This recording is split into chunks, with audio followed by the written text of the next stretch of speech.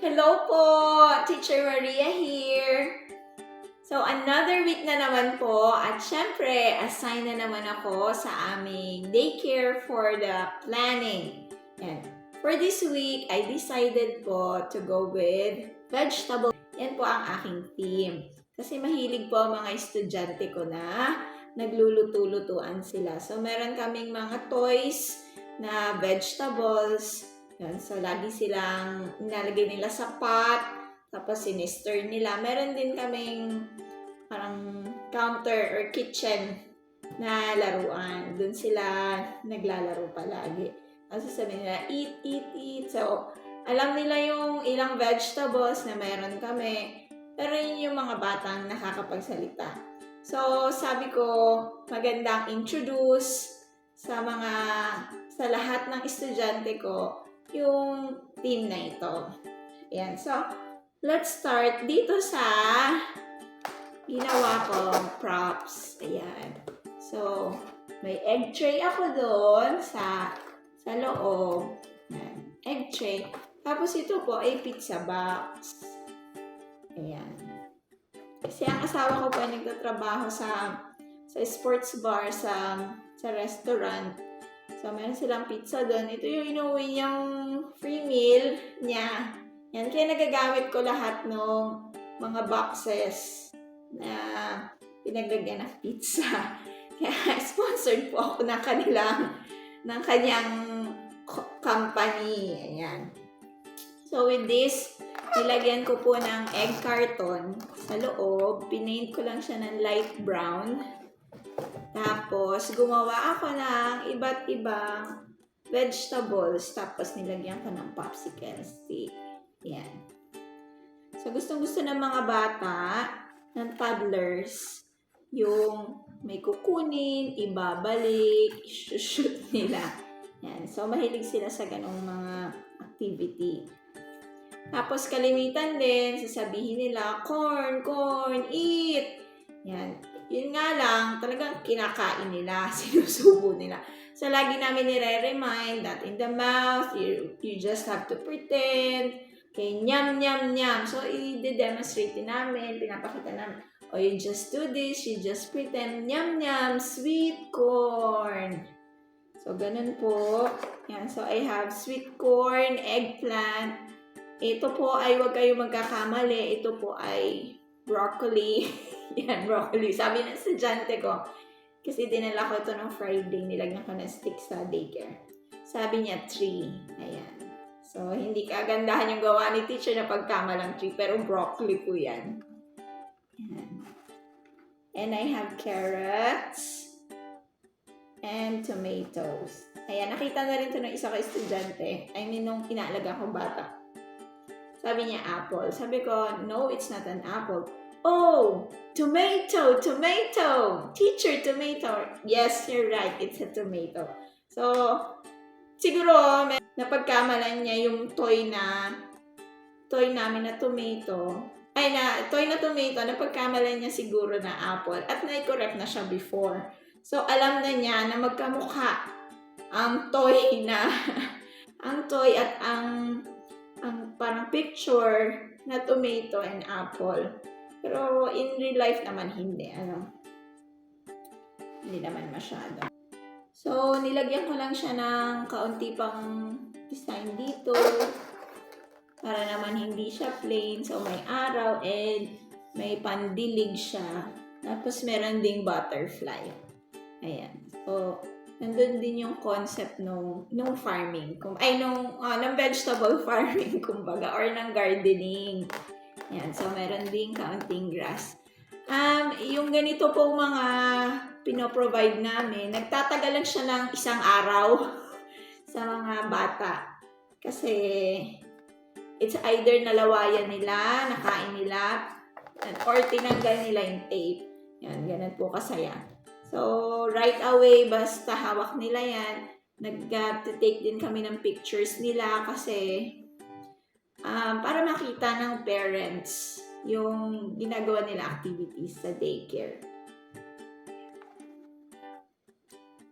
So, I can use this for day 1, for their activity. And ito, mag-i-stay na to dun sa kanilang table. So, anytime, pwede nila yang gamitin or laruin.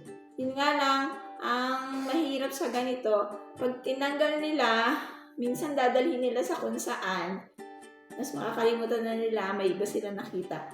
Yun, nawawala na. So, pulot ng pulot si teacher. Pero, lagi namin nire-remind, this popsicle toys or this vegetable props stays on the table. Yan, pwedeng ganun. Pwede rin namin siyang ipahawak during circle time. Vegetables, kung meron kaming songs about vegetables, may tigigisa silang hawak. Pwede silang pumili. Kasi ganun po ang bata, ang toddlers, namimili sila. Kailangan namin pakinggan yung gusto nila. Yan. So, they have their own voices din. Kahit 2 years old lang sila. Yan. So, ito yung isang props na ginawa ko. Actually, 3 afternoons ko siya ginawa. So, pagkakalabas ko sa trabaho, gagawin ko na siya. Ay 2 vegetable lang for that afternoon. Then, the whole box. Yan. So, it takes time din po sa paggawa. And I also made a bigger version of the vegetables na kagaya nito. So, I have pumpkin, pepper, ito. So, tomato and yung same na nandun. I have onion.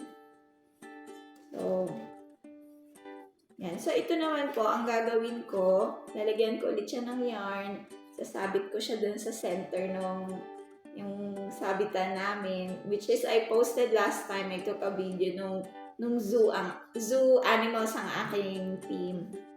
So, dun po ako nagsasabit na iba't ibang pictures or craft na gagamitin namin for related dun sa team. Para every time na dadaan sila dun, nasa gitna siya ng aming room, hindi pwede hindi nila yung mapansin. That's why I make sure to use na colorful talaga yung papers. Yan. From a distance nakikita nila. So, hinahabaan ko yung PC para talagang nagsiswing sila. Yan, kitang-kita ng mga bata. And so, I also, since vegetables sila, gumawa ako ng, letter V, introduce namin with, syempre, may pictures. Para those are vegetables. They know the names, pero baka kasi ma-miss nila that these are vegetables and not fruits. So, yun yung aming gagawin for the whole week. Yan. V is for vegetables. Alam nila yan. V is for vegetables. May mga bata nakakapagsalita, meron din namang hindi pa. May ibang words na kayang sabihin, pero hindi lahat. Meron din naman pag may in-introduce ka na word, nakakopya nila agad. Yan. So, yun yung mga dine-develop namin. So, there's also, big and small. Big and small. Can you point to me the big tomato? The small tomato. So, para lang, kasi po, ang mga inalagaan namin bata, hindi sila nag-i-stay sa toddler room for 1 year. Nagmo-move sila minsan less than a year. So, may nababago. Bagong estudyante, almost every month. Yan. So, at least may isa na nagmo-move from baby room to toddler room. So, lagi namin ini-introduce yung mga concept na ito. So, halos nauulit naman yung aming theme kasi meron din naman nagmo-move na bata. So, laging bago ng bago. Yan. So, I have this. So, din po siya? Pizza box din siya. Hindi po kami mahilig bumili ng pizza.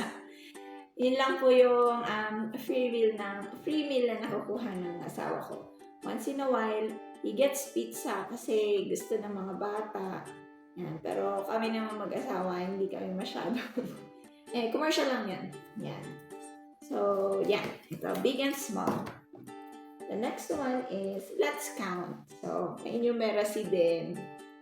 Yan. So, may mga bata na magaling na silang bumilang. Meron ako isang estudyante na promise 2 years old siya. Pag nakita niya yung numbers, kahit balik-balik rin mo ang turo, alam niya ang name ng number. And alam din niya i-count. Nakakatuwa. Yan, nakakatuwa siya. Meron namang iba, marunong silang bumilang, pero hindi nila nare-recognize yung number. So, pag ganyan-ganyan sila pag nag-count. So, what we do, nahawakan ko yung kamay nila pag let's count. So, 1, dire-diretso yun, para ma-familiarize sila. So, anyway, sabi ko nga sa inyo, puro activity lang kami, hindi wala namang exam. So, we're just having fun and learning at the same time. I also have C for carrot. Ayan. So, gusto nila yan. Ginagamit ko yung song from a YouTuber. The C says K. The C says K. Everybody makes a sound. The C says K. Ayan. C is for carrot. Tapos, kinakanta ng mga estudyante ko in a way na yung sound. And yung letter name. C says, yung says hindi na nila na iintayin ko sila. Yan, nagagawa nila. Yan. So, nakakatuwa kasi na-introduce namin yung letter sounds. Kahit para bang hindi naman siya regular na ginagawa nila, makakasabay sila and nade-develop yung pagpuproduce nila ng sounds. So, magkakapagsimula silang magsalita. And this is my last activity. So, match the vegetables. Yan. So, ang ginawa ko, kasi gusto na nga ng mga bata yung namamanipulate nila. Yan. So, wala ako ng Velcro. Siyempre. Hindi makabili si teacher ng Velcro. Yan. So, ang ginamit ko lang as tape. So, whenever na hindi na siya mag-stick, pinapalitan ko lang. So, ilalagay ko ito dun sa table. Nakahang na yan. Tapos, ididikit lang nila. They will find the shape. At first, nahihirapan yung iba. And kung saan nila yung ididikit. So, ang ginagawa namin, pinapakita muna namin kung paano at kung saan ilalagay. Oh, this carrot goes in here. Tapos, minsan sinasabi na, this one goes in here. Tapos may nagayang bata, this one. Yan, so, lahat talaga ng sinasabi namin, halos nagagaya nila. Yan. So, ito po yung theme ko for this week. Vegetable theme. So, ito po yung aking theme for this week. I'm just happy to share with you kung ano po yung ginagawa kong materials. And masaya po talaga ako sa paggawa ng materials, tapos nakikita ko ginagamit talaga ng mga batang inaalagaan ko. Yan. So, habang ginagawa ko to, pag ginagawa ko siya actually, yung mga materials ko, naiisip ko yung time na nagawa kami ng materials para sa ELLN, sa DepEd. Sabi ko, ba't hindi ko naisip yung mga gantong bagay? Lagi kami, nagsisearch kami sa Pinterest. Tapos, naghahanap kami ng printable. Yun, lagi gano'n ang thinking namin. Kasi siguro ang dami namin gawa. Talagang wala kaming time yung talagang, ito po, isa-isa ko siyang sugsugin. Pati itong kulay green, yung sa pinagdugtungan na sa plant, sa stem. Yan, isa-isa ko silang tinitrace, inugupit. Yan. So, madami talaga siyang gawa. Pero ang cute-cute sana nung ganito mga bagay kung ganito ang ginawa ko noon sa ELLN. Kung pwede lang. Kung pwedeng ulitin, ganito yung gagawin ko. Ito talaga yung sinasabing manipulatives. Na talagang matutuwa yung bata. Kasi ako na matanda, nag-enjoy ako.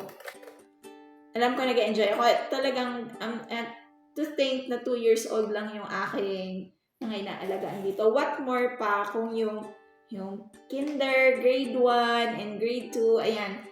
Lalo na kung sila yung gagamit ng mga ganito. Diba?